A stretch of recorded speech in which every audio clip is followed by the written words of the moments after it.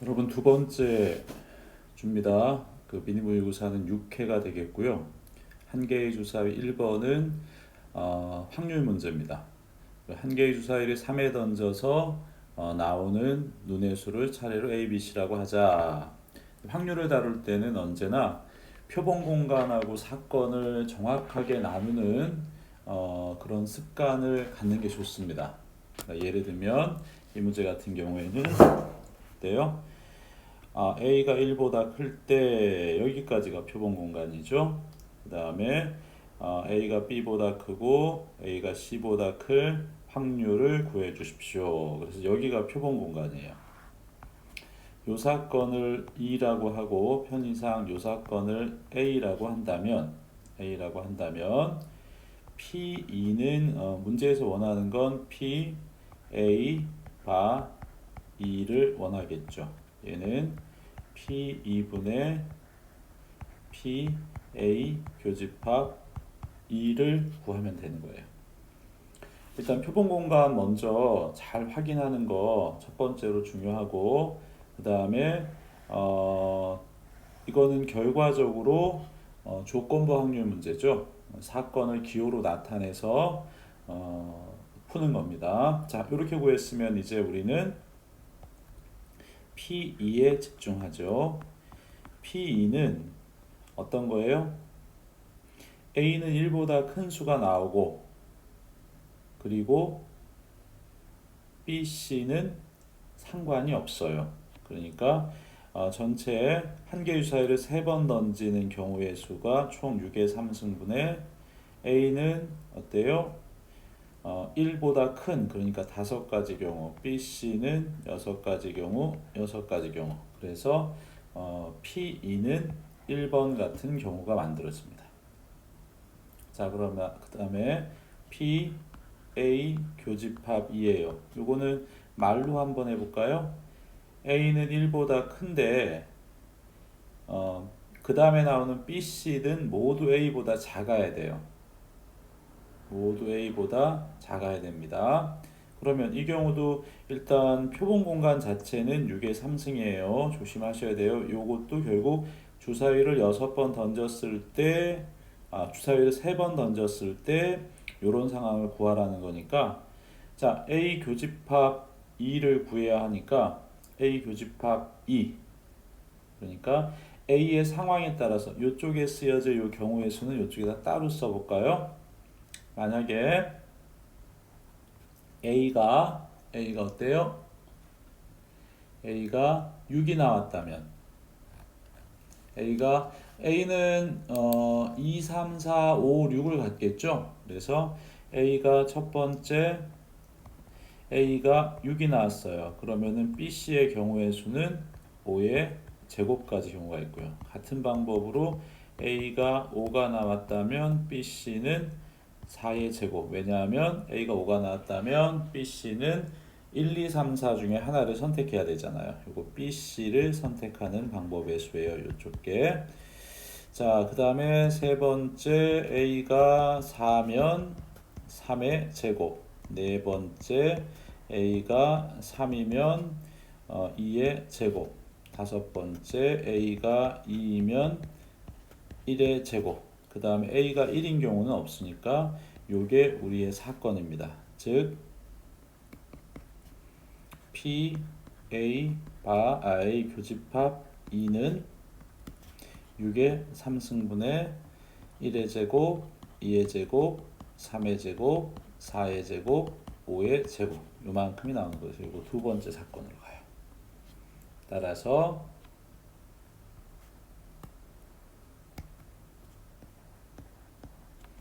1과 2에서 문제에서 원하는 확률 A바 2는 P2가 6의 3승분의 5 곱하기 6 곱하기 6. 그 다음에 PA 교집합 2가 6의 3승분의 1의 제곱 더하기 2의 제곱 더하기 3의 제곱 더하기 4의 제곱 더하기 5의 제곱. 그래서 계산을 해보면 36분의 11이 나옵니다.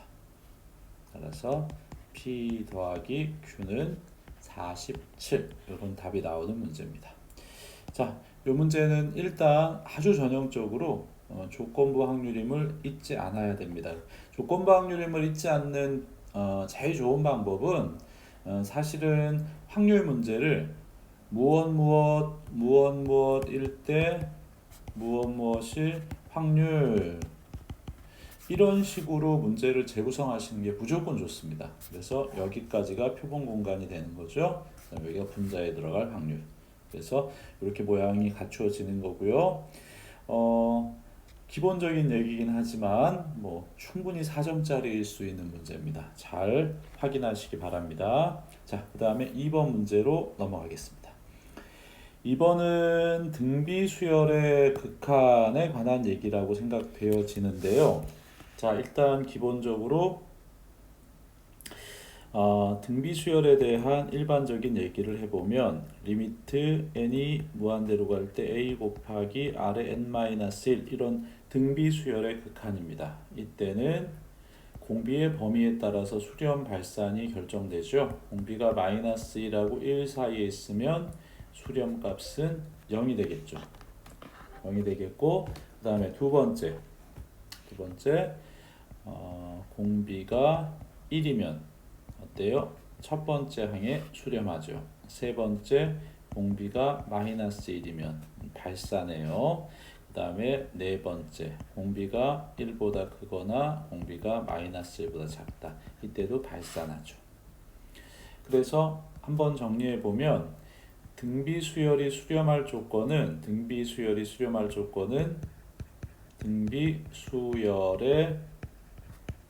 극한이 수렴할 경우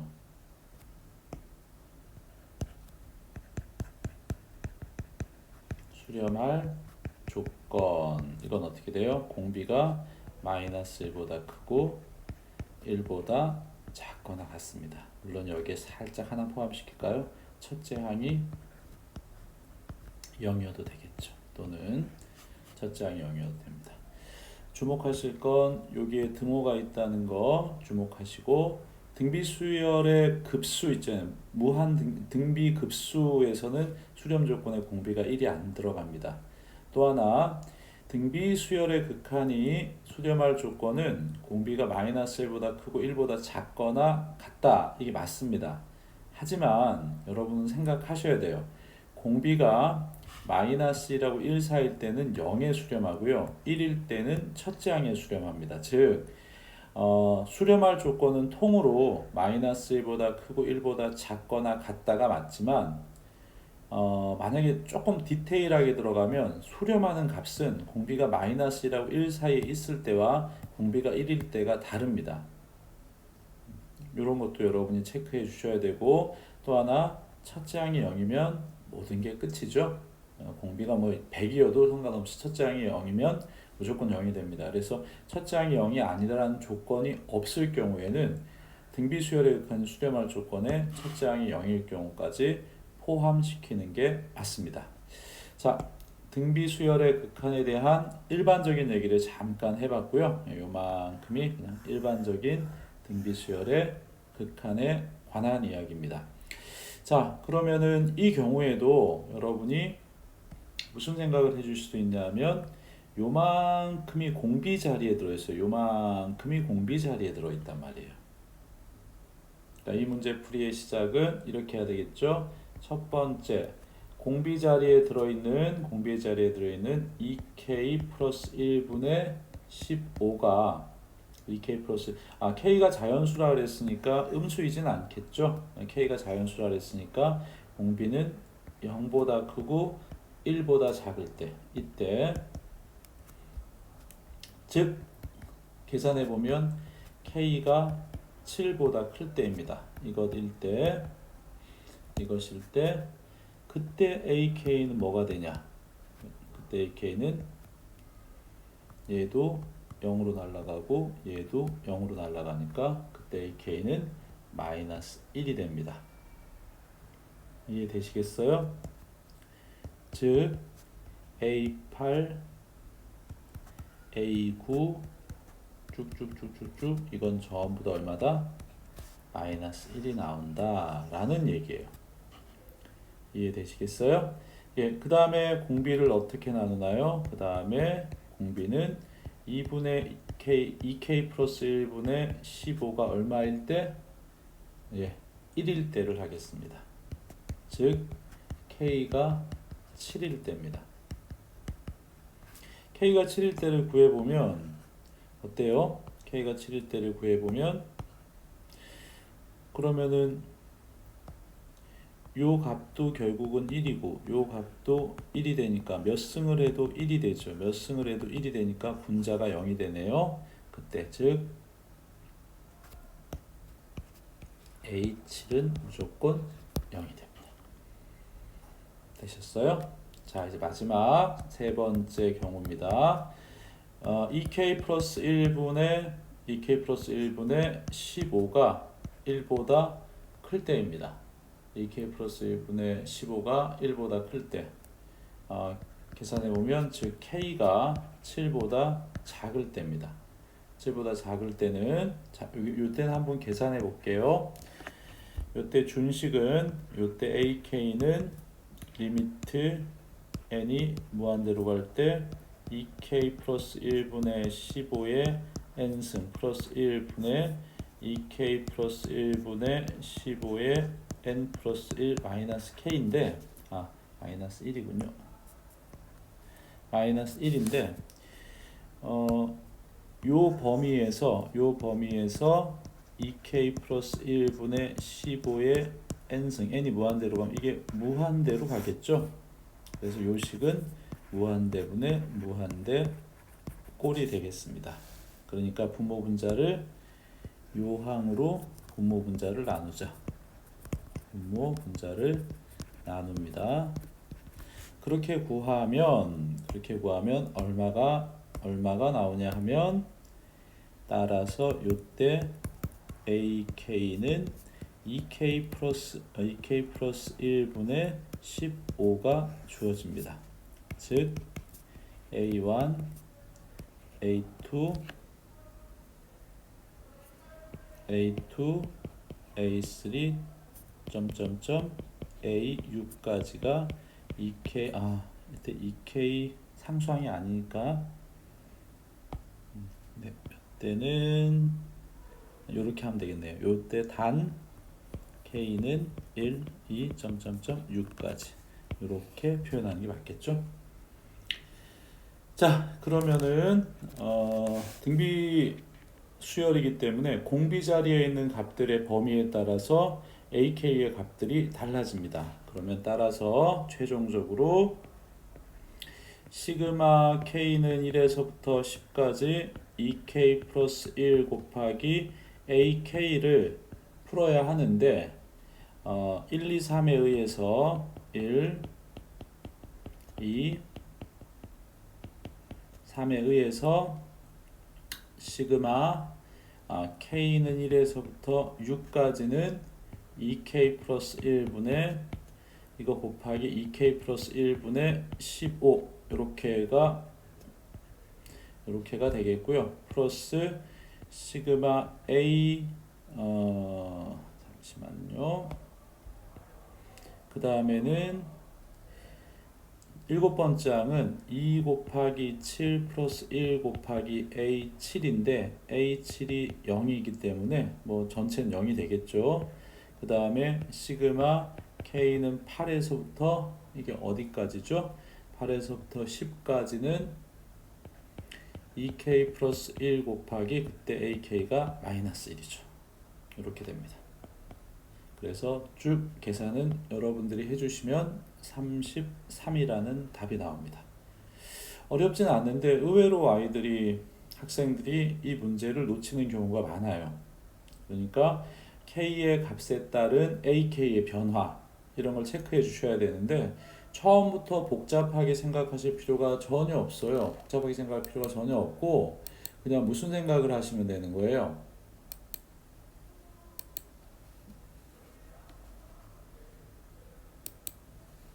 자, 그래서 33으로 만들어집니다. 문제가 없겠죠?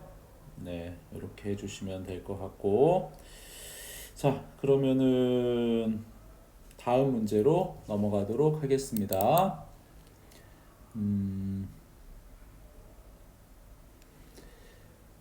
3번 문제로 넘어가겠습니다. 자, 0보다 크거나 같고 x는 파이보다 작거나 같다 해서 정의된 함수라고 했는데 이전에 4회인가요? 4회 2번인가 3번에서도 비슷한 얘기를 했던 것 같습니다. 그러니까 거기에 맞춰서 얘기를 진행하는데 일단 어때요? 각도를 맞춰야 되는데 각이 달라요. 그렇다고 해서 덧셈 정리를 써볼까? 충분히 생각 가능한 경우인데 한두 줄만 써보면 너무 복잡해져요.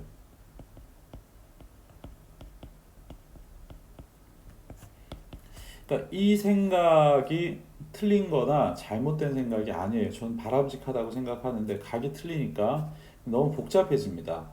그러면 우리 입장에서는 차선책으로 각도를 보세요. 앞쪽에 있는 각은 x 플러스 4분의 3파이예요. 뒤쪽 부분에 보면 x 마이너스 4분의 파이입니다. 어떤가요? 두 개를 빼주면 파이 차이가 납니다. 그렇죠? 예, 그래서 이런 문제를 다루실 때는 무슨 생각을 해주시면 되냐면 뭐 덧셈 정리일 수도 있습니다. 그런데 두 각의 합이나 차가 2분의 파이거나 두 각의 합이나 차가 파이거나 했을 때는 각을 하나로 맞출 수 있어요. 왜냐하면 치환했을 때 2분의 파이나 파이 차이 나는 것은 어때요? 사인이나 코사인으로 서로 바뀌거나 바뀌지 않더라도 그 각 하나로 통일시킬 수 있는 상황이 벌어지죠. 그래서 여러분들이 이런 시선을 가질 필요는 있겠다라는 생각이 듭니다. 그래서 이 문제는 어쨌든 이런 두 각의 차이가 파이만큼 차이가 난다라는 생각을 꼭 해주시기 바라고 자, 그러면은 이 문제를 풀어나가도록 하겠습니다. 그래서 뭐 어떤 각을 치환해도 좋습니다. 저런 상황이 벌어지니까 x 마이너스 4분의 파이를 세타라고 치환하겠습니다. 이렇게 됐을 때 x 플러스 4분의 3파이는 x 마이너스 4분의 파이 플러스 파이로 고쳐지니까 세타 플러스 파이로 고쳐집니다. 그러면 바로 주어진 식에 대입해서 생각해 보면 fx는 바로 고치면 사인 세타 플러스 파이니까 마이너스 사인 세타인데 제곱하니까 사인 제곱 세타가 되겠죠. 마이너스 사인 세타 플러스 k가 됩니다. 그럼 이 식의 최대 최소에 대한 얘기니까 뭐 제곱식이니까 완전 제곱식으로 식을 고쳐 보겠습니다. 사인 세타 마이너스 2분의 1의 제곱 플러스 k 마이너스 4분의 1입니다. 자, 최소값은 사인 세타가 2분의 1일 때 최소값 k 마이너스 4분의 1을 갖는다. 뭐 세상이 이렇게 호락호락하면 좋겠는데 우리가 삼각함수 문제를 풀면서 범위에 대한 고민을 하지 않을 수가 없습니다. 범위에 대한 고민을 하지 않을 수 없고, 자, 주어진 식에서 x의 범위가 0하고 파이 사이에 있기 때문에 우리가 세타가 뭘 세타로 치환했죠? x 마이너스 4분의 파이는 마이너스 4분의 파이에서부터 4분의 3파이까지입니다. 여기도 등호가 있고요. 이렇게 즉 세타의 범위가 마이너스 4분의 파이에서부터 4분의 3파이까지로 이렇게 진행이 됩니다. 문제 없겠죠? 예, 그럴 때 사인 값의 범위는 사인 세타는 어떻게 돼요? 마이너스 루트 2분의 1보다 크거나 같고 1보다 작거나 같습니다. 어때요? 사인 세타가 2분의 1일 수 있겠죠? 네, 그럼 따라서 사인 세타가 2분의 1일 때 여기 사인 세타가 2분의 1일 수 있겠죠? 사인 세타가 2분의 1일 때 최소값 k 마이너스 4분의 1을 갖고 이 값이 문제 조건에서 4분의 9 마이너스 2 루트 2가 된답니다. 즉 k는 4분의 10 마이너스 2 루트 2가 되는 거죠. 괜찮겠습니까? 예, 그러면은 사인 커브가 마이너스 2분의 1이 축의 위치이기 때문에 최대값은 어떨 때 최대값이 되겠어요? 2분의 1에서 가장 멀 때니까 조사해 보시면 준식에서 최대값은 사인 세타가 마이너스 2분의 루트 2일 때 최대값을 갖겠죠. 집어넣어서 fx를 계산하면 맥시멈은 3으로 계산됩니다. 여기서 최대값 구하는 거 한 번만 좀 자세하게 얘기를 해보면, 자, fx가 sin x sin 세타 마이너스 2분의 1의 제곱 플러스 k 마이너스 4분의 1이에요. 그럼 여러분 사인 세타가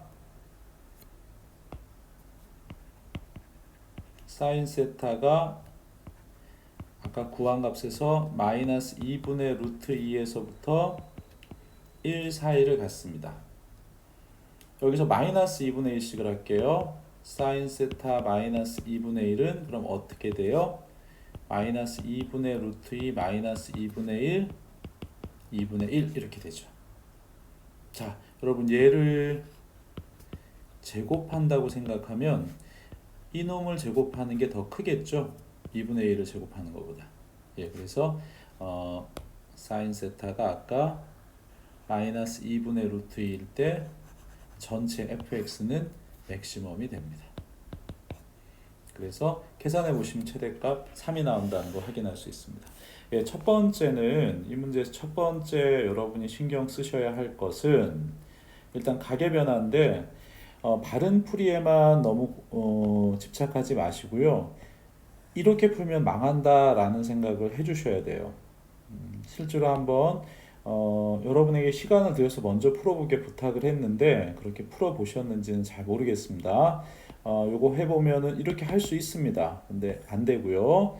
그 다음에 각을 통일시켜야 되는데 보니까 두 개 더하거나 빼거나 해서 2분의 파이가 나오거나 더하거나 빼거나 해서 파이가 나온다면 두 개 중에 하나를 치환했을 때 나머지 하나도 이 세타에 대한 식으로 나타낼 수 있다라는 자신감을 가지셔야 돼요. 평가원 예전 기출문제랑 굉장히 유사한 문항입니다. 예, 그래서 쭉 진행하고 최대 최소값 구하는 과정에서 범위 특별히 주의하세요. 여기에서도 그냥 아무 고민 없이 최소값 2분의 1 집어넣으니까 K값이 구해지네. 그럴 수 있어요. 그럴 수 있는데 그렇게 해서 답이 맞은 사람들은 오히려 여러분에게 독이 된다는 걸 기억하세요. 사인 세타가 2분의 1일 수 있는지 확인하셔야 돼요. 다행히 여기서 2분의 1일 수 있으니까 사인 세타가 2분의 1일 때 최소값을 갖는다라고 확인할 수 있습니다. 그 다음에 최대값도 마찬가지입니다. 최대값도 여기에서 그냥 편하게 생각하면 마이너스 사인 세타가 마이너스 2분의 1일 때 사인 세타가 마이너스 1일 때 최대값을 갖겠구나 이런 생각을 할 수도 있는데 사인 세타가 마이너스 1일 수가 없어요. 이 범위에서. 그러니까 요 범위와 요 범위가 끝범위이긴 한데 축인 위치하고 따져봤을 때 가장 멀리 떨어져 있는 값은 최대값이 나오겠죠. 그래서 사인 세타가 2분의 마이너스 루트 2일 때 최대값이 된다라는 것도 여러분이 확인해 보시기 바랍니다. 자, 앞쪽에 지난주에 풀었던 문제 중에서 비슷한 각 변환이 비슷하게 진행됐던 문제 확인해 보시기 바라고요. 자, 4번 문제로 넘어가겠습니다. 자, 다음 그림과 같이 삼각함수 극한 문제로 보여집니다. 보조선을 어떻게 긋느냐가 최고의 관건인데, 자, 이런 문제는 채울 수 있는 각이나 변의 길이를 하나하나 다 나타내 보는 거예요. 자, OA가 4분의 5니까 여기가 4분의 5고요. 그 다음에 어때요? x축하고 y는이라고는 평행이죠. 그러니까 이게 뭐가 돼요? 세타가 되죠. 엇각이 되니까. 되겠어요? 이게 세타가 되고 문제가 없죠? 예. 여기서부터 하나하나 여러분들이 식을 잡아가시면 되겠습니다. 그러면은 이 점 입장에서 보면은 여기 접선 두 개를 그었는데 그거 가운데에서 이렇게 그었어요. 그럼 요각하고도 기본적으로 같잖아요. 그럼 우리가 여기까지 찾은 것만 일단 중간 점검. 여기가 세타가 되고요. 요 점을 곡선밖에점에서 이렇게 이쪽에 접선 긋고 이렇게 접선 그은 다음에 요 점에서 원의 중심을 연결하면 이렇게 만들어진 삼각형과 이렇게 만들어지는 삼각형이 합동이다. 즉 요쪽 두 각이 같다. 라는 걸 이용하면 어떤 생각까지? 여기도 세타가 됩니다. 와, 그러면 이제 점점 뭔가 그림이 완성되죠? 여기서 보면은 또 무슨 생각? 아, 여기도 요 삼각형에서 여기도 세타면 딱 이등변 삼각형이잖아요. 맞죠? 네, 그러면은 어디요? 요쪽 변의 길이도 4분의 5가 되는구나 라고 생각할 수 있습니다. 좀 크게 해볼까요? 네, 이렇게 생각할 수 있어요. 문제 없죠? 예, 이렇게 될 수 있고 또 하나 또 생각해 볼까요? 그러면은 이렇게 돼 있는데 이 각이 세타인데 요 각은 그럼 뭐가 되겠어요? 2세타가 되겠죠. 두 내각의 합은 다른 한 외곽과 같다. 그래서 요쪽 각도 2세타라는 걸 찾을 수 있습니다. 그 다음에는 이제 천천히 여기 접선이니까 이렇게 90도가 되겠고 여기도 접선이니까 이렇게 90도가 되는 선 그을 필요가 있겠죠. 예, 그래서 거기까지 일단 우리가 이 그림에서 찾아낼 수 있는 여러 가지 것들은 이렇게 밑작업을 해봅니다. 여기까지 문제 없겠죠? 네, 그러면은 이렇게 정리됩니다. 이렇게 정리되고 이제 구하라는 게 뭐냐? 자, 코사인 제곱 세타하고 탄젠트 2세타 값을 구해야 되는데 어쨌든 탄젠트 세타 값을 구하면 답을 낼 수 있을 것 같습니다. 답을 낼 수 있을 것 같으니까 이 세타를 당장 구하려고 하지 말고 세타 값을 구할 수 없겠는지 이제 이런 거 한번 생각해 보면 자, 보조선 이제 처음에 그을 수 있는 보조선을 훌륭하게 잘 그으셨어요. 그럼 이렇게 보조선을 90도만큼 이렇게 내리면 자, 어떤 일이 벌어져요? 요 길이가 1이 나오죠. 그런데 요 길이도 1이에요. 반지름이니까. 근데 여기 2세타니까 막곡지방 여기 2세타예요. 여기 90도니까 90도예요. 어때요? 닮음인데 1대1 닮음이죠. 따라서 이런 식으로 생각할 수 있습니다. 이렇게 보조선을 그어서 H라고 하면 삼각형 PHA와 삼각형 O 요점을 뭐라고 할까요? H2라고 할까요? OH2A하고는 합동이에요.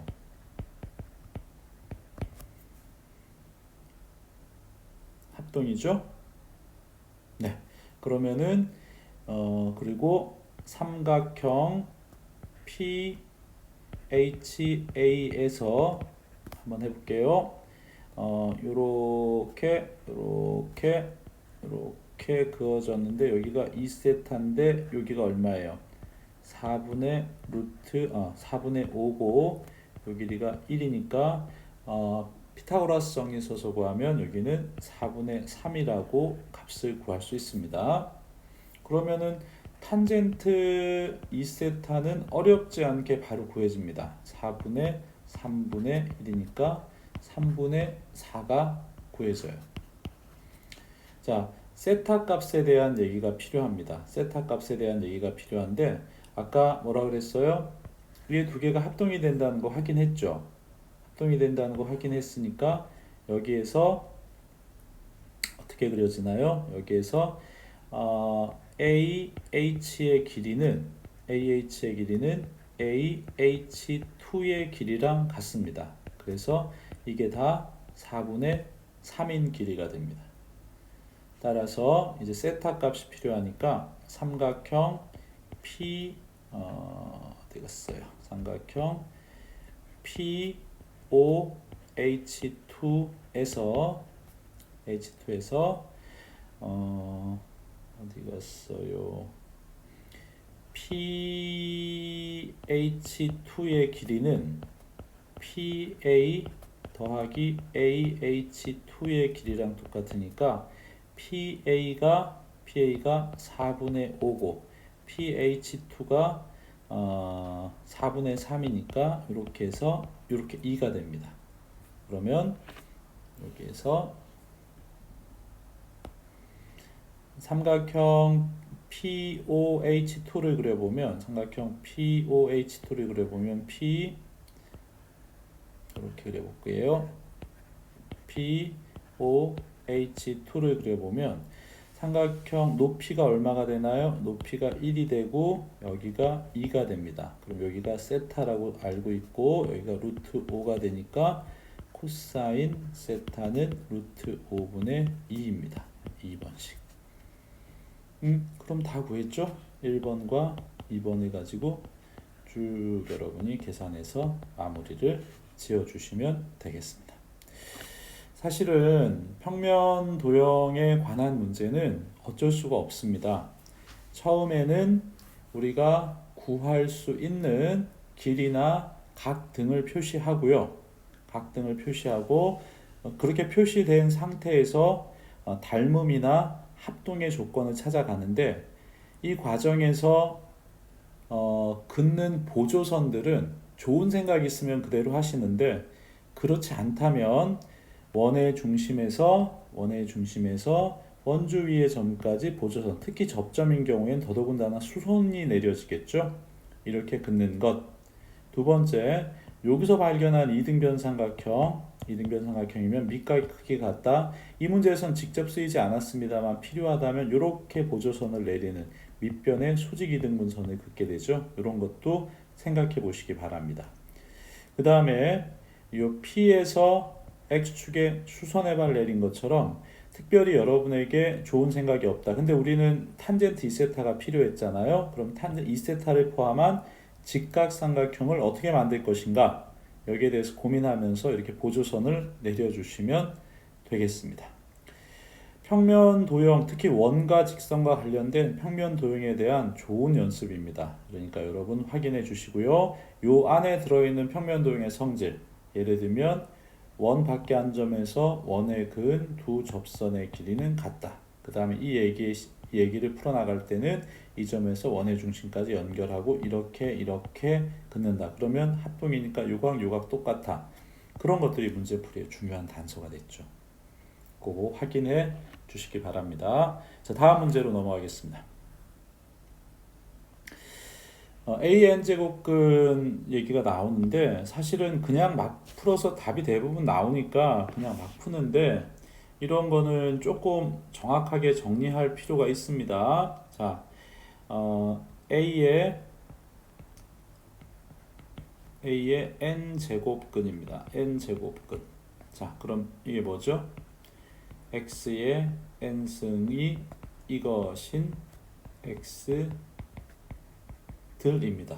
그래서 저는 여러분이 AN제곱근이라는 정의가 문제에 이런 표현이 나오면 이렇게 식을 좀 만들었으면 좋겠어요. 그래야 실수가 적습니다. 그 다음에 두 번째는 A의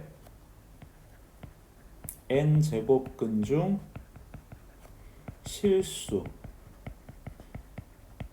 특히 실수의 개수에 대한 얘기입니다. 사실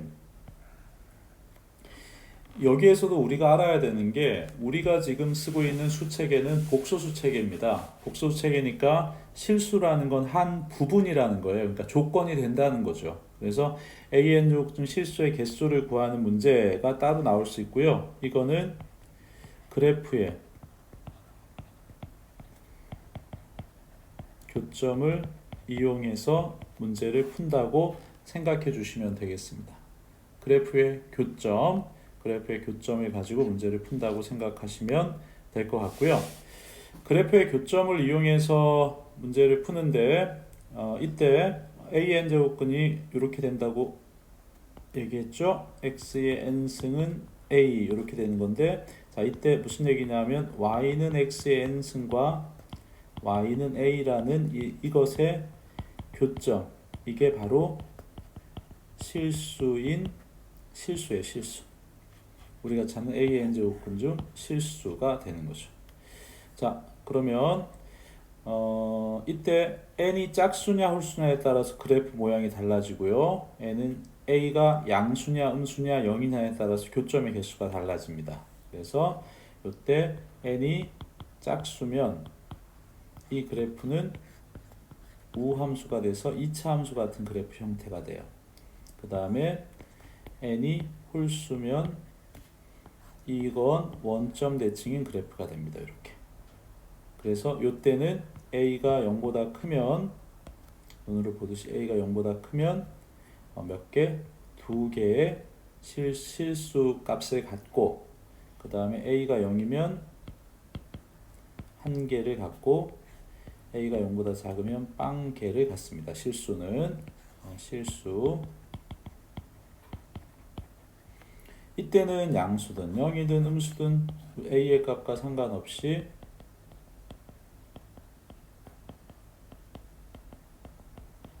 한 개를 갖습니다. 이렇게 여러분들이 이해를 하시면 되겠습니다. 자 이제 문제 안으로 들어갈까요? 자, 이 이상의 자연수 n에 대해서 n의 제곱 마이너스 10n 플러스 21의 세제곱의 이것의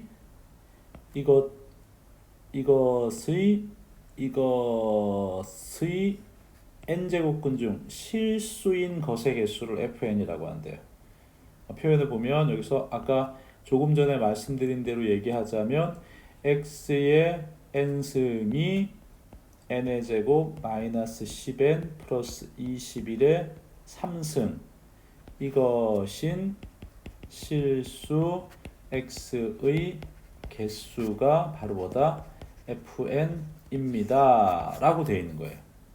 이때 미리 말씀드리지만 요쪽 숫자는 양수냐 음수냐 0이냐가 중요한 포인트가 되고요. 요쪽 숫자는 짝수냐 홀수냐가 개수를 결정하는데 중요한 영향을 미친다는 거 미리 알고 있으면 좋을 것 같아요. 자 그러면 여러분 봐요. 나는 지금 얘가 양수냐 음수냐 0이냐에 따라서 상황이 달라지니까 얘가 양수일 때 0일 때 음일 때에 대한 생각을 정리해 보겠습니다. 50까지니까 정리해 보도록 하겠습니다. 그럴 필요가 있어야 된단 말이에요. 그러니까 문제풀이를 어디서부터 시작할 것인가의 문제인데, 조금 전에 말씀드린 대로 얘가 양수냐 음수냐 0이냐에 따라 상황이 달라지니까 얘부터 먼저 체크를 해 보도록 하겠습니다.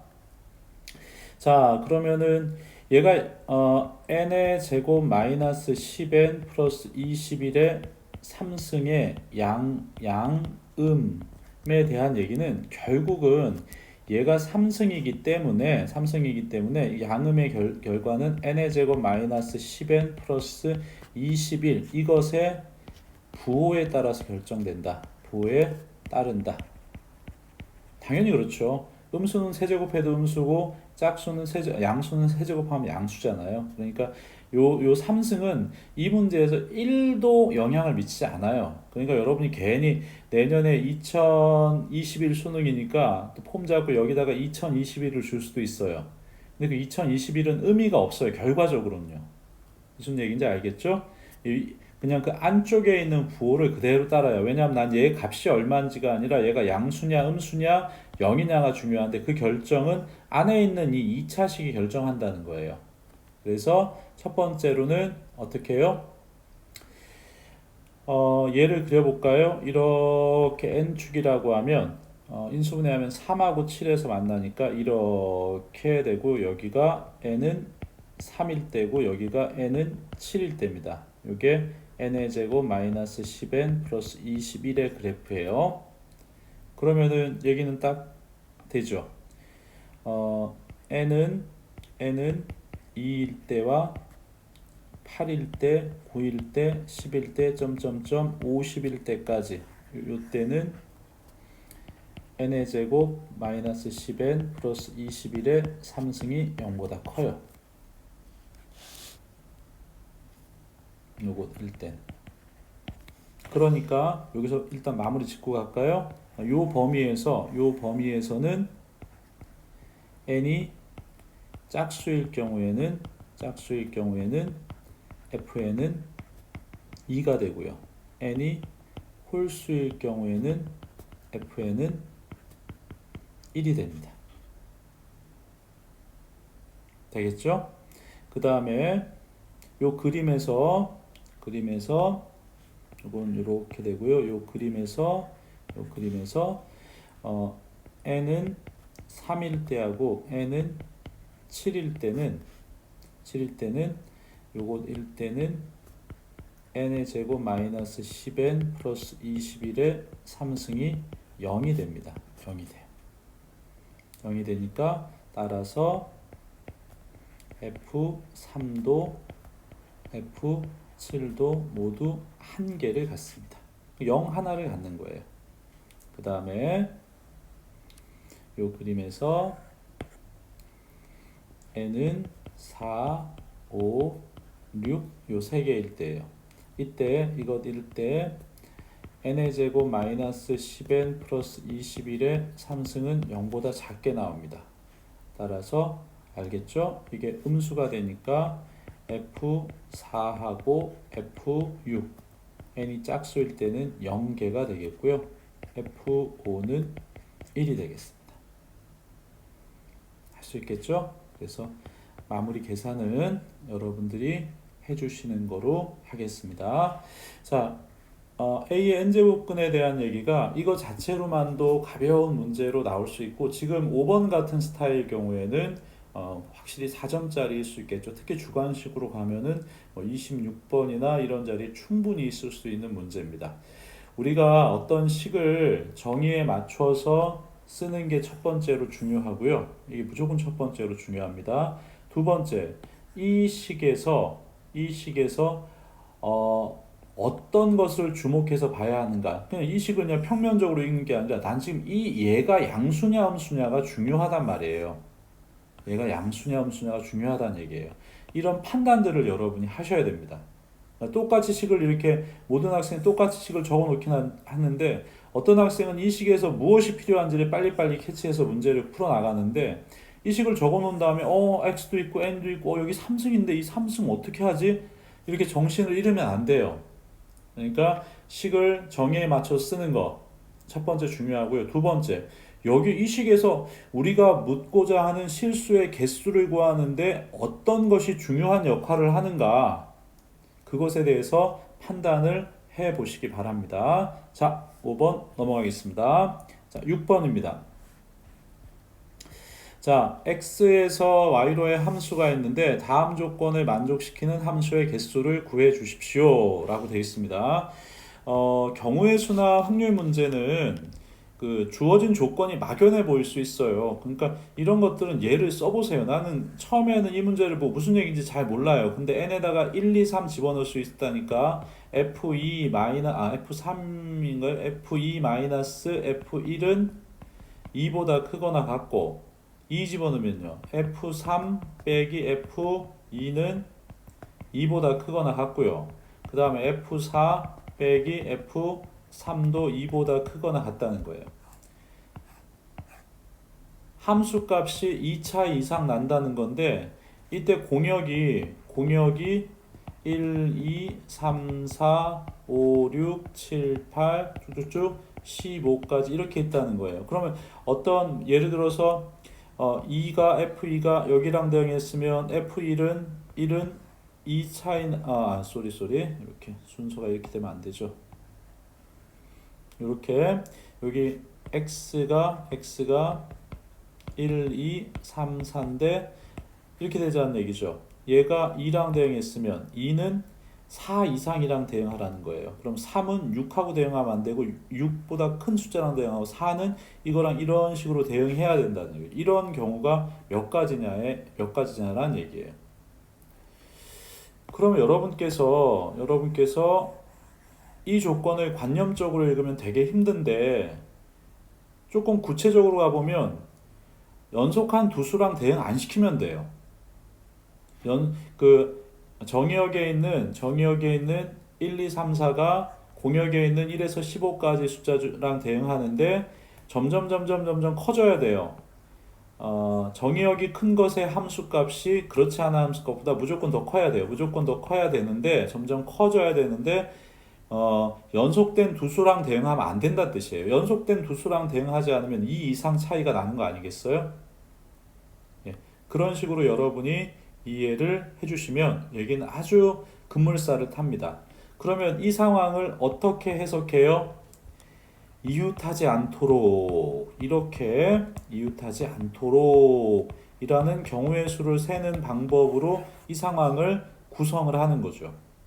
자, 여기에 F1, F2, F3, F4가 있다고 합시다.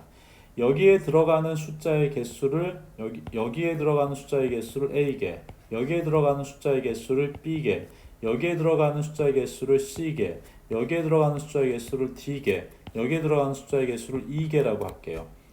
그래서 예를 들어서 여기가 예를 들어서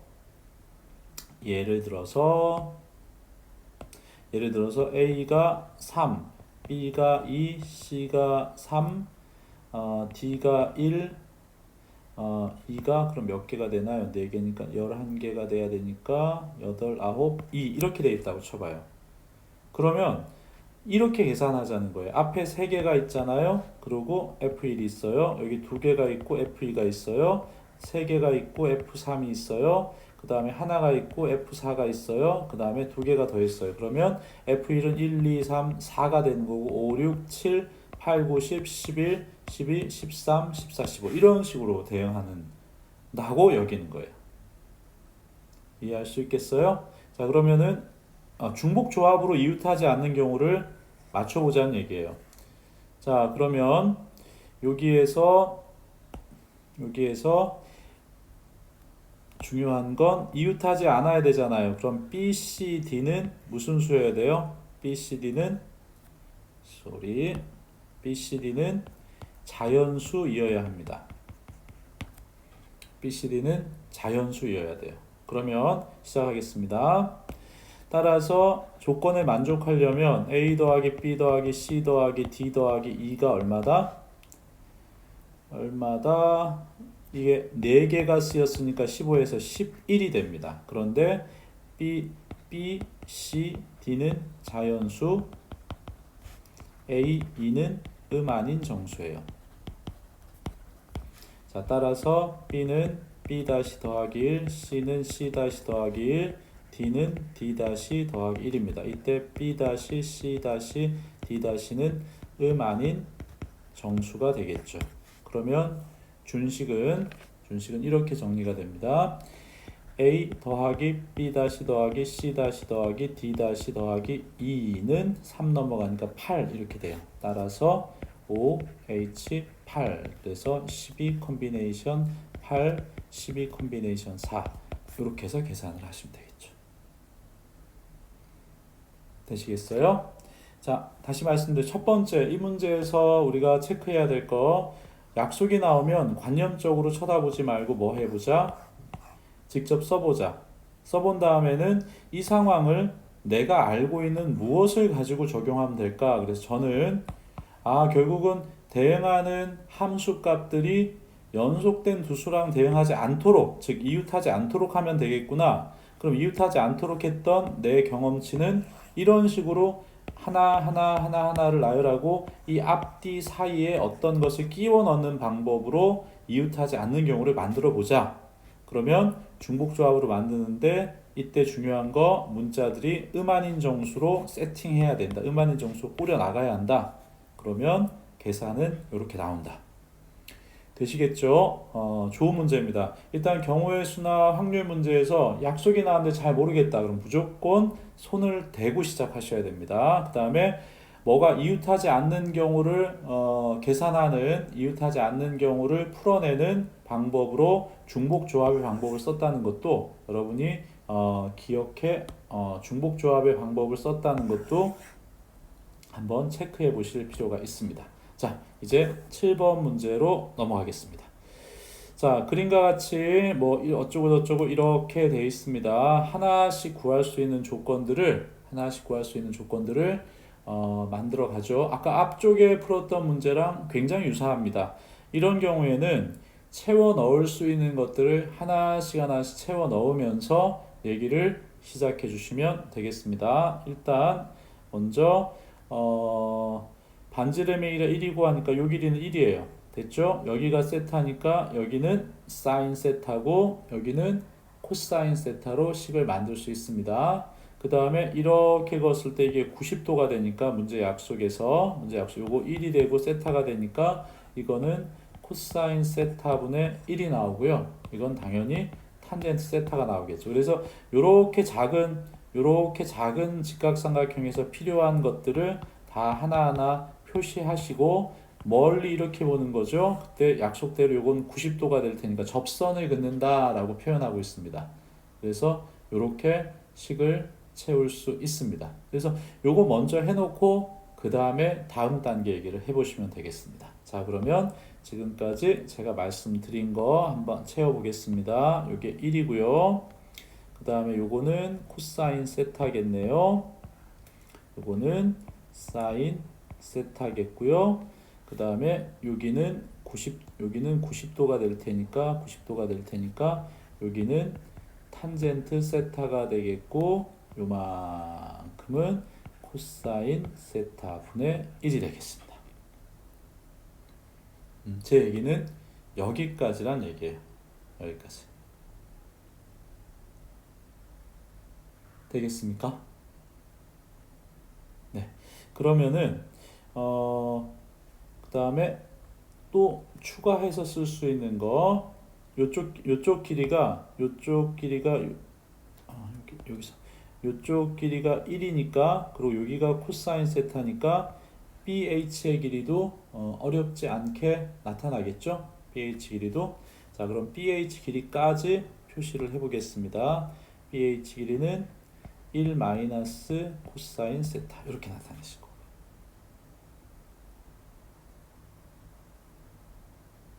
되셨습니까? 네, 1 마이너스 코사인 세타로 식을 나타낼 수 있고요.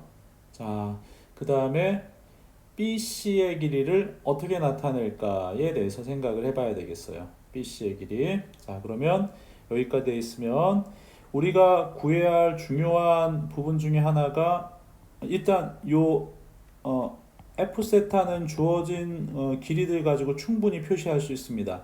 얘를 표시하려면 요 길이가 필요하다는 거죠. 요 길이가 필요한 거죠. 네, 요 길이가 필요한데 어때요? 요 길이는 이 길이에서 이 길이를 빼면 되잖아요. 요 길이가 바로 나오겠죠? 예, 그러면 우리는 BC의 길이를 구해보도록 하겠습니다. BC는 코사인 세타 분의 1에서 빼기 1을 하면 됩니다. 코사인 세타 분의 1 마이너스 코사인 세타 이렇게 해서 BC의 길이를 얻었습니다. 되겠죠? 예, 이제는 뭐 다 했습니다. 이제는 다 했기 때문에 식을 표현하는 것만 하시면 돼요. 자, 그럼 첫 번째 G세타를 표현해 볼까요? G세타는 2분의 1 곱하기 R의 제곱 세타인데 여기서도 요 표시 한 번만 더 하고 갈까? 요 각은 너무나 당연히 여기가 세타고 여기가 90도니까 여기는 어때요? 2분의 파이 마이너스 세타가 되겠죠? 그래요. 그러면은 부채꼴의 넓이는 2분의 1 곱하기 R의 제곱 코사인 세타분의 1 마이너스 코사인 세타의 제곱 곱하기 각도 2분의 파이 마이너스 세타. 이게 G세타가 되겠고요. 자, 그 다음에 F세타는 그거보다 더 어렵지가 않습니다. F세타는 2분의 1 마이너스 코사인 세타 곱하기 사인 세타 이렇게 되겠죠. 밑변 곱하기 높이. 그래서 이거 같은 경우에 극한의 계산은 그리 어렵지 않으니까 여러분이 마무리 지어 주시기 바랍니다. 더 어려운 건 어차피 잘 못 푸는 건 지금 못 풀어요. 그러니까 제가 여러분에게 부탁하고 싶은 건 채워 넣을 수 있는 각이나 변의 길이들을 살뜰하게 하나하나씩 채워 넣는 거예요. 이거 같은 경우에는 사실은 어렵지 않은 이유가 보조선을 특별히 아주 스마트하게 그어야 할 그런 문제도 아니잖아요. 그러니까 잘 확인해 두시기 바랍니다. 자, 이제 8번으로 넘어가겠습니다. 8번은 기본적으로 부피에 대한 얘기인데요. 입체 도형의 부피인데 부피는 결국 이 큰 원칙을 하나 따라 주시면 됩니다. 부피는 인테그랄 축의 수직인 넓이 성분을 적분하면 축의 수직인 넓이 성분을 구간에서 구간 뭐 알아서 잡히겠죠. 구간에서 축의 수직인 넓이 성분을 적분하면 부피가 나옵니다. 그러니 당연히 우리는 이 구간을 어떻게 잡겠어요? 이 구간을 x축으로 잡겠죠. x는 k에서 x는 2k까지. 구간을 k의 x축으로 구간을 이렇게 잡을 거라면 x축의 수직인 단면의 넓이를 적분하면 부피가 나오는 겁니다. 부피가 나오는 거니까 일단 그렇게 식을 확인해 보겠습니다. 그러면은 이 문제는 생각보다 굉장히 어려운 문제가 아닙니다. 따라서 자, 이제 문제로 갈게요. 문제 표현대로 해보면 인테그랄 k에서 2k까지 x축으로 구간을 정했습니다. x축의 수직인 단면의 넓이가 x분의 1 마이너스 2의 제곱 dx입니다. 그러면 얘 계산하면 k 2k 그 다음에 플러스 x의 제곱분의 1 플러스는 써줄 필요 없겠고 마이너스 x분의 4 플러스 4 dx 이렇게 됩니다. 바로 다 전체 적분이 가능하죠. 마이너스 x분의 1 되고 두 번째 건 4ln x가 되고 플러스 4x k에서 2k까지 되겠어요? 이걸 계산한 게 이렇게 된다 라고 되어 있으니까 요것도 마무리 계산은 여러분이 해주시면 되겠습니다. 오히려 8번 문제긴 한데 안에 들어있는 내용이나 이런 것들은 오히려 크게 어렵지 않은 문제입니다. 그러니까 여러분이 참고 이 이후의 계산은 해주시는 거로 하고 저는 다음 문제로 넘어가겠습니다. 자, 9번입니다.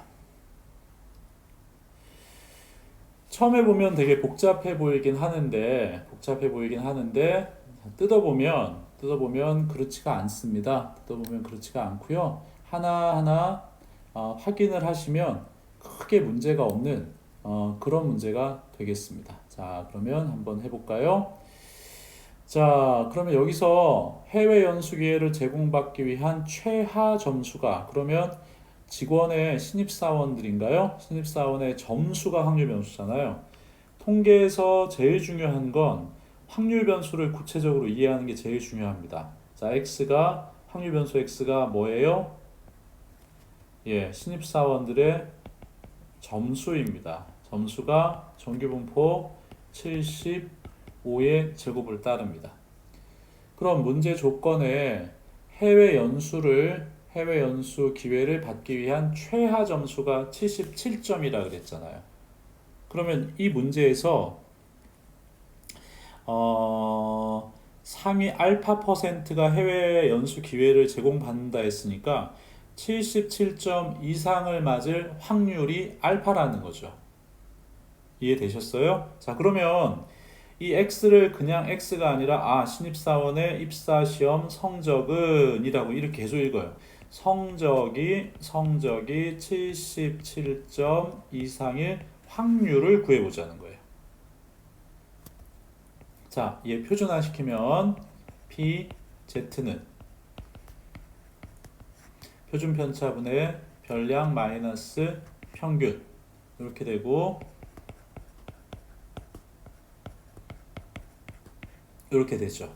그러면 표준화 시킨 다음엔 항상 간단하게라도 그림을 그려주시는 게 좋다고 했습니다. 이렇게 돼 있는데 여기 1.4 이상일 확률이니까 당연히 계산은 0.5에서 이 전체에서 빼기 P 0보다 크거나 같고 Z는 1.4보다 작거나 같다를 빼주시면 되죠. 이건 표준 정규분포 표에 보면 0.42로 나옵니다. 그래서 0.08이 나오니까 몇 퍼센트?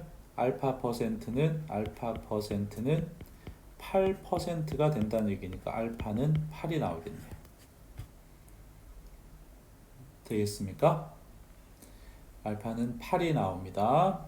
자, 그러면 여기 이게 뭘 구하는 건가요? 알파는 8 나왔고 그 다음에 두 번째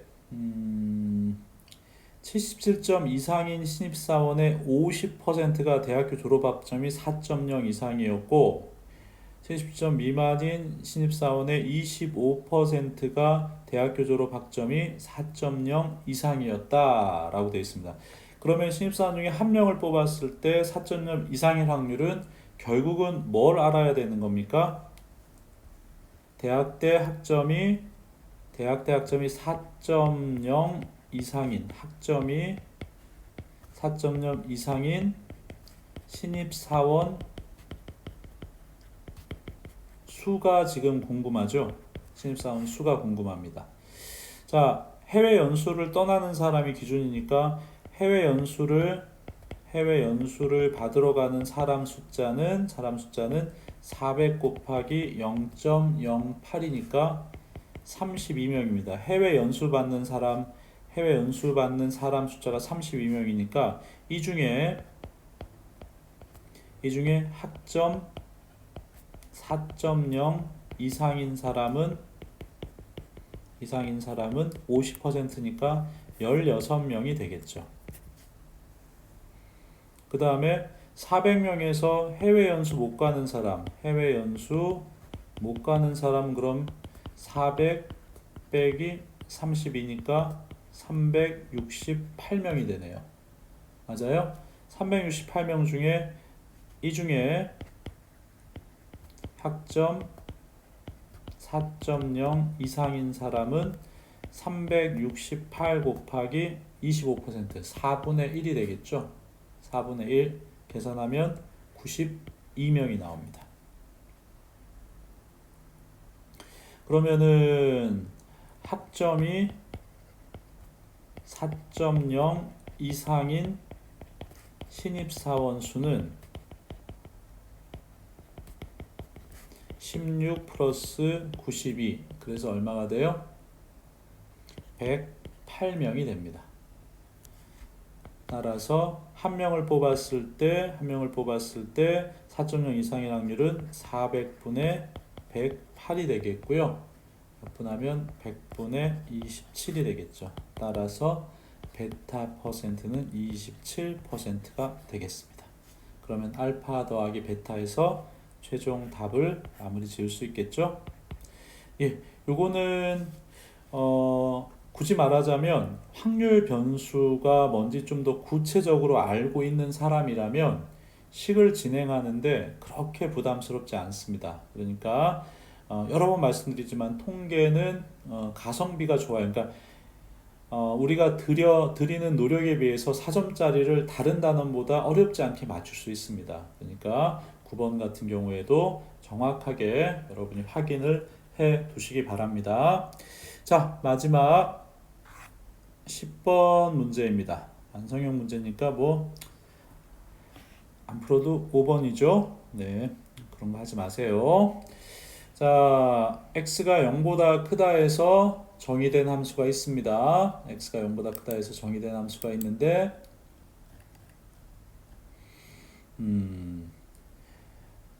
자, 표현 하나하나 놓치지 마세요. 박스 밖에 있는 거. 서로 다른 세 양의 실근을 갖습니다. 다시 말씀드리지만 서로 달라야 되고요. 양수인 실근입니다. 보기에서 옳은 것만을 있는 대로 골라 주십시오. 자, A는 상수입니다. 라고 되어 있습니다. 자, 실수 C에 대해서 FC가 0이면 FC분의 1은 0이다. 기억번부터 하나씩 체크를 해갈까요? 기억번은 사실 무슨 얘기인지 잘 모르겠습니다. 무슨 얘기인지 모르겠으니까 시키는 대로 해보고요. FC가 0이라는 얘기는 C의 제곱 마이너스 AC 플러스 1이 ln C 이게 0이라 합니다. 이것이면 자 FC분의 1을 밑에다 써볼게요. FC분의 1은 C의 제곱분의 1 마이너스 A 곱하기 C분의 1 플러스 1이 ln C분의 1 이렇게 됩니다. 자, 그러면은 한번 천천히 가볼까요? 천천히 가보면 ln C분의 1이 있으니까 여기서 C의 제곱분의 1로 빼주고요. 그럼 얘는 얼마가 돼요? 1 마이너스 AC 플러스 C의 제곱 이렇게 되네요. 그 다음에 얘는 마이너스 ln C 이렇게 됩니다. C의 제곱분의 1하고 마이너스 요 안으로 들어가면 이 마이너스 요쪽으로 뺄까요? 마이너스 C의 제곱 마이너스 AC 플러스 1 ln C 이렇게 되고요. C의 제곱분의 1 마이너스 1 곱하기 바로 얘가 뭐가 되나요? FC가 되죠. 그러니까 0이 되겠죠. 그래서 기억은 참이 됩니다. 기억은 이 얘기가 사실은 기억 자체가 어렵진 않고요. 이 얘기가 그 다음 질문들에 어떻게 쓰일지가 좀 궁금하네요. 어쨌든 FC도 0이면 FC분의 1도 0입니다. 이게 도대체 어떤 의미를 갖는지 한번 생각해 보고요. 니은번 질문입니다. 니은번 F'1은 0보다 작습니까? 여기서도 사실은 뭐 특별히 기술이 들어가지 않아 보여요. F'X를 해보겠습니다. F'X는 자, 곱미분을 하게 되겠죠. EX-A ln X 플러스 X의 제곱 마이너스 AX 플러스 1 곱하기 X분의 1 이렇게 정리되고요. 자, 그러면은 F'1을 질문하고 있으니까 F'1 쭉 집어넣고 계산해 보면 잠시만요. F'1은 2 마이너스 A가 됩니다. 2 마이너스 A가 됩니다. 자, 그러면은 2 마이너스 A가 0보다 작습니까? 라고 질문을 하는 거예요. 자, 그러면 이제 본격적인 얘기를 시작해 보도록 하겠습니다. 자, 그럼 문제 맨 처음에 x의 제곱 마이너스 ax 플러스 1 곱하기 ln x는 0이 서로 다른 세 양수 근을 갖는답니다. 그러면 이게 0이 된다는 건 결국 x의 제곱 마이너스 ax 플러스 1이 0이고 그리고 또는 ln x가 0이라는 겁니다. 여기에서 x는 1은 확실히 구해집니다. 그러니까 서로 다른 세 양수근을 갖는다는 건 얘가 어떤 근을 갖는다는 거예요? 1이 아닌 서로 다른 두 양수근을 가질 때라는 얘기가 됩니다. 그러면 두 양수근을 편의상 알파하고 베타라고 한다면 알파 더하기 베타는 A가 되고요. 알파 베타는 1이 됩니다. 여기서 눈치챘겠지만 어때요? 바로 C라는 근이 있다면 C의 역수도 근입니다 라는 얘기가 여기서 바로 드러나죠. 알파 베타가 근인데 알파는 베타분의 1이 되는 거예요. 알파가 근이면 또 다른 한근은 알파분의 1이 되는 거고, 베타가 근이면 또 다른 한근은 베타분의 1이 된다는 얘기를 기억번에서 한번 확인시켜 준 것 같아요. 이렇게 여러분이 생각을 해 주실 수 있고요. 자, 그러면은 얘가 요거만 가지고 얘기를 마치면 안 되고요. 1이 아닌 서로 다른 두 양의 실근이 같습니다. 두 분의 합도 0보다 크고 두 분의 곱도 당연히 0보다 크고 서로 다른 두 식이니까 판별식이죠. b의 제곱 마이너스 4ac가 0보다 커야 합니다. 그러니까 a는 2보다 크거나 a는 마이너스 2보다 작거나 뭐 이렇게 된다는 얘기죠. 그 다음에 a는 2면은 안 됩니다.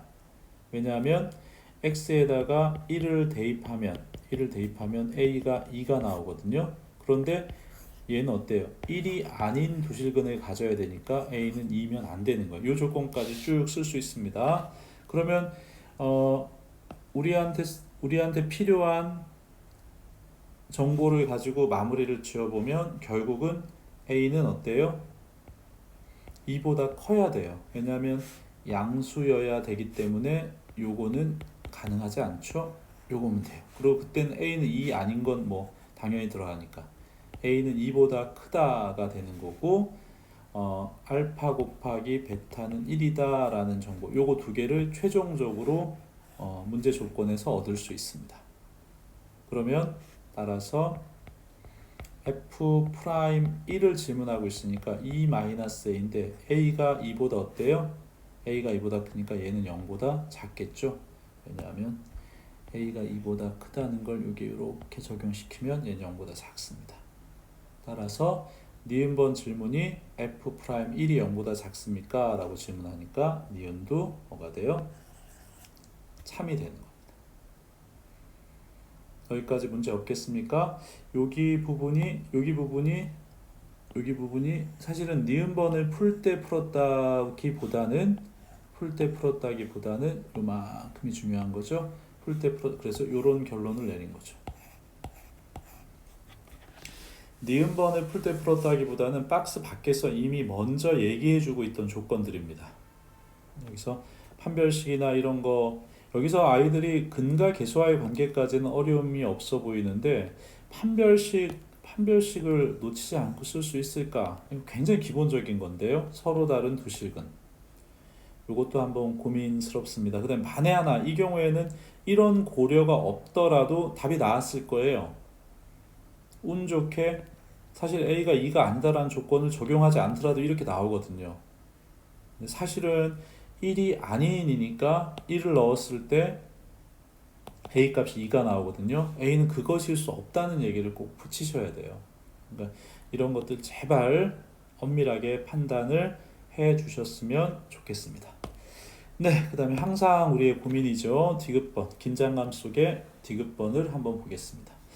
디귿번을 볼 때는 기억, 니은에서 확인했던 얘기들이 디귿번에 어떻게 사용될 수 있겠는가, 이것도 꼭 한번 생각을 하셔야 됩니다. 그래서 디귿번은 세 양의 식은 중 가장 작은 것을 알파, 가장 큰 것을 베타라고 합시다 라고 돼 있으니까 알파 베타라고 했으니까 여기에서 요 표현에서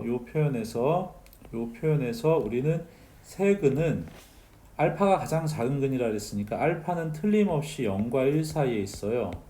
그 다음에 1이 근이 있겠고요. 베타는 당연히 가장 큰 근이니까 1보다 큰 쪽에 있겠죠. 요런 생각을 할 수 있습니다. 요런 생각. 자, 디귿번을 풀 때 어쨌든 요런 생각을 기본적으로 할 수 있습니다. 알파 가장 작은 근, 사실 요거는 이쪽으로 와야 되겠군요. 어쨌든 요 얘기는 사실 이쪽 디귿번 조건에서 얻어낸 거예요. 디귿번 알파 제일 작은 근이라고 했으니까. 그랬을 때 f 프라임 도함수에서는 알파를 집어넣은 값과 베타를 집어넣은 값이 같은가? 이미 뭐 그림은 떠났고 대수적으로 식으로 한번 쭉 가고 있으니까 식으로 먼저 해보고, 만에 하나 식으로 했는데 불편함이 있으면 이제 그래프가 좀 깔끔하게 그려질까 이런 고민을 해볼 수도 있을 것 같습니다. 자, 그러면 문제 아까 미분한 그 식에다 대입하면 f 프라임 알파는 2알파 마이너스 a 곱하기 ln 알파가 되고요. 네, 아무튼 요걸 기본으로 생각할게요. f 프라임 베타는 2 베타 마이너스 알파 곱하기 ln 베타가 됩니다. 곱하기 ln 베타가 되는데 니은에서 베타는 알파분의 1이죠. 요 조건 여기서 구했었잖아요.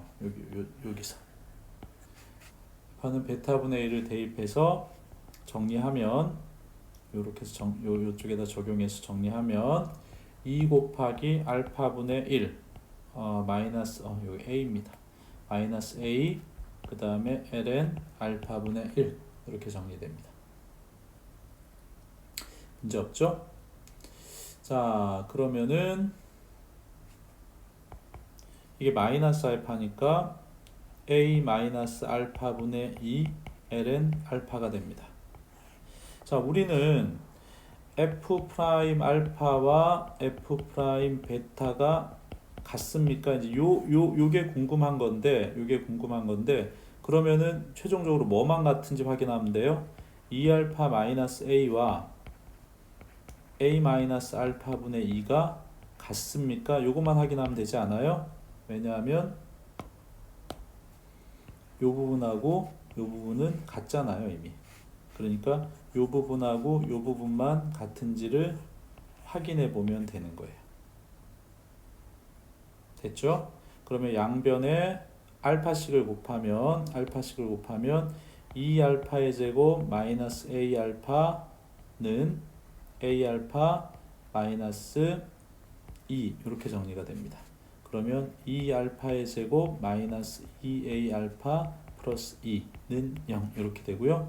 2로 묶으면 알파의 제곱 마이너스 a알파 플러스 1은 0이 되는가 확인하는 건데 어때요? 알파가 x의 제곱 마이너스 ax 플러스 1은 0의 두 근이 알파 베타니까 당연히 알파의 제곱 마이너스 a 알파 플러스 1은 0을 만족하죠. 따라서 이 식은 성립하게 되는 거예요. 그러니까 이것도 맞게 되겠죠. 네, 철저하게 식으로 쭉 기억 니은 이것을 다 확인했습니다. 다 확인했고 2차 방정식이나 뭐 근과 개수와의 관계, 판별식 이런 기본적인 내용을 포함하고 있는 문제로 보여집니다. 한번 질문에 충실하게 대답하는 학생들이 맞출 수 있는 문제인 것 같고요. 맨 마지막에도 f 프라임 알파와 f 프라임 베타가 똑같은가에 대한 얘기를 여기서 얻어낸 베타는 알파분의 1이라는 걸 대입해서 식을 쭉 진행한다면 모양이 다르네, 아유 같지 않네 가 아니라 우리는 a나 알파 값이 정확하게 뭔지 모르잖아요. 그러니까 요거 두 개가 같은지만 확인해 보면 되겠다 라는 생각을 하는 거예요. 조심하실 건 맞다고 놓고 푼 게 아니라 같다고 놓고 식을 진행했을 때 이 식이 문제가 없는지를 확인한 거예요. 그러니까 이렇게 식이 성립한다는 걸 이런 관계 가지고 확인을 했습니다. 그것까지 잘 마무리하시면 될 것 같습니다. 지난주에 5회분이었고요. 50문제고 이제 6회분입니다. 천천히 비슷하게 묶을 만한 문제들도 있고 혹은 비슷하지 않더라도 뭐 확률 단원, 통계 단원 혹은 뭐 미분 단원, 적분 단원 이렇게 모을 수도 있을 겁니다. 지금 우리가 풀고 있는 건 어쨌든 많이 출제될 여지가 있는 것 또는 각 단원에서 개념에 충실한 문제들만을 모으려고 노력한 미니 모의고사들입니다. 그러니까 그냥 한 회 한 회 맞고 틀리고에 연연하지 마시고요. 이제 예상대로 이번 주 말까지 한다면 10회가 진행되는데 100여 문제가 됩니다. 그것도 뭐 쉬운 4점짜리도 있기도 하겠지만 어쨌든 킬러 문제, 극상 난이도 문제를 제외한 문제들을 4점짜리를 모아놓은 거니까 단원별로 묶어보시든 그렇게 묶다 보면 자주 출제되는 어떤 개념이나 모양들을 확인할 수도 있을 겁니다. 그러니까 천천히 그렇게 모아가면서 정리하는 시간을 가지면 더 많이 도움이 될 거라고 여겼습니다. 여러 가지로 오늘까지 뉴스를 보니 점점 완화되는 것 같다는 생각은 같습니다. 쭉 이렇게 돼서 최소한 다음 주 일정은 우리가 예상한 대로 됐으면 좋겠고요. 그것과 상관없이 여러분이 있는 자리에서 열심히 해주시기를 마음으로부터 응원합니다. 여러분 수고했습니다.